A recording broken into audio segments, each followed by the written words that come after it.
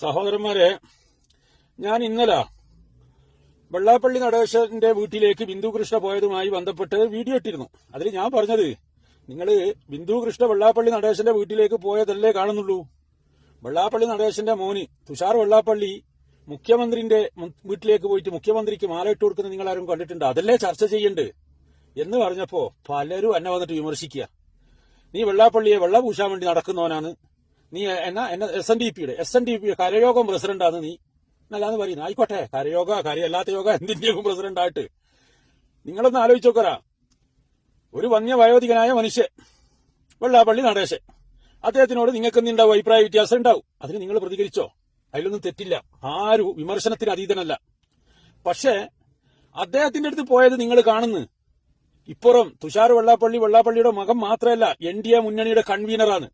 അദ്ദേഹം പോയിട്ട് മുഖ്യമന്ത്രിക്ക് പൂച്ചുണ്ട് കൊടുത്തിട്ട് മാല ഇട്ട് കൊടുക്കുന്നു. കുറച്ച് കഴിയുമ്പോൾ നമ്മൾ കാണുന്ന കേരളത്തിന്റെ ആഭ്യന്തരമന്ത്രി തുഷാർ വെള്ളാപ്പള്ളിന്റെ വീട്ടിൽ അങ്ങോട്ട് പോയിട്ട് എന്ത് ചെയ്യുന്നു? മാല ഇട്ട് കൊടുക്കുന്നു. ഇതല്ലാതെ നമ്മൾ കാണുന്നു. അതല്ലേ ചർച്ച ചെയ്യണ്ടേ? അത് ചർച്ച ചെയ്യാതെ വെള്ളാപ്പള്ളിന്റെ വരടിക്ക് നിങ്ങൾ ഇങ്ങനെ കയറുക. എന്നിട്ട് ബിന്ദു കൃഷ്ണ ആടെ പോയതിനെ കുറിച്ച് വിമർശിക്കുക. ആരാ ഇത് വിമർശിക്കുന്നത്? കോൺഗ്രസിലെ ഹൈന്ദവരായ സുഹൃത്തുക്കൾ ആരും വിമർശിച്ചതായിട്ട് കണ്ടിട്ടില്ല. ഇത് വിമർശിക്കുന്നത് മുസ്ലിം നാമധാരികൾ, കോൺഗ്രസിലുള്ള മുസ്ലിം നാമധാരികളും ലീഗുകാരും, അല്ലാണ്ട് മറ്റൊരു വിഭാഗം വിമർശിക്കുന്നില്ല. അത് സ്വാഭാവികമാണ്. ഒരു സാമുദായിക നേതാവാകുമ്പോ അദ്ദേഹത്തിന്റെ അടുത്ത് പോക്കല്ല സ്വാഭാവിക. അത് വെള്ളാപ്പള്ളി നടേശന്റെ വീട്ടിലായാലും അദ്ദേഹത്തോട് പോയിട്ട് അനുഗ്രഹം വാങ്ങിയാലും, സുകുമാരൻ നായരോട് പോയിട്ട് അനുഗ്രഹം വാങ്ങിയാലും, അല്ലെങ്കിൽ ഇപ്പുറത്ത് വേറെയാരും കൊണ്ടെങ്കിൽ അവരോട് പോയിട്ട് അനുഗ്രഹം, അതിന് സ്വാഭാവികമായിട്ട് കണ്ടാൽ മതി. അതേപോലെ അല്ലല്ലോ മറ്റേത് NDA മുന്നണിന്റെ കൺവീനറാണ്.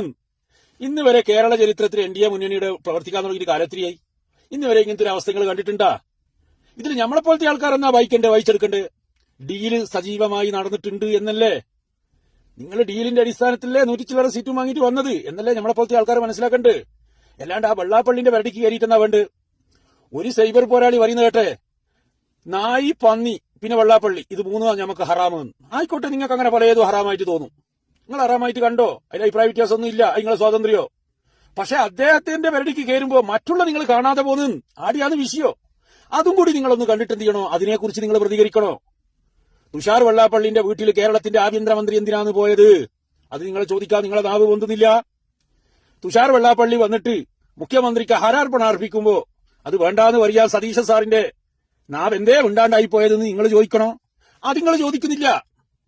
നിങ്ങൾ ഈ വെള്ളാപ്പള്ളിനോടുള്ള വൈരാഗ്യം കൊണ്ട് അദ്ദേഹത്തിന്റെ വരടിക്ക് കയറുക. അദ്ദേഹം ചെയ്ത തെറ്റെന്നാ? അദ്ദേഹം നിങ്ങളെ വിമർശിച്ചിട്ടുണ്ടാവും.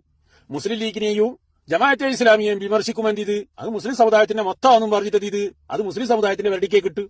അത് വെള്ളാപ്പള്ളി നടേശനെ മാത്രമെന്നല്ല, ആര് വിമർശിച്ചാലും മുസ്ലിം ലീഗിനെയും ജമാഅത്തെ ഇസ്ലാമിനെയും ആരെങ്കിലും വിമർശിക്കുമ്പോൾ അത് നിങ്ങൾ കൊണ്ടുപോയിട്ട് സമുദായത്തിന്റെ വരടിക്ക് കെട്ടിവെക്കുന്ന പതിവ് ഇന്നും ഇന്നലെ തുടങ്ങിയെന്നല്ല, കാലാകാലങ്ങളായിട്ട് അത് നടന്നുകൊണ്ടേയിരിക്കുന്നതാണ്. അതുകൊണ്ട് ഇനിയും തന്നെ നിങ്ങളോട് പറയാനുള്ളത്, നിങ്ങൾ ഈ ഡീലിനെ കുറിച്ച് ചർച്ച ചെയ്യ്. വെള്ളാപ്പള്ളിനെ പ്രായം ചെന്ന മനുഷ്യനെ അദ്ദേഹത്തെ വെറുതെ വിട്. ഇതിനെക്കുറിച്ചിട്ട് നിങ്ങൾ പറ.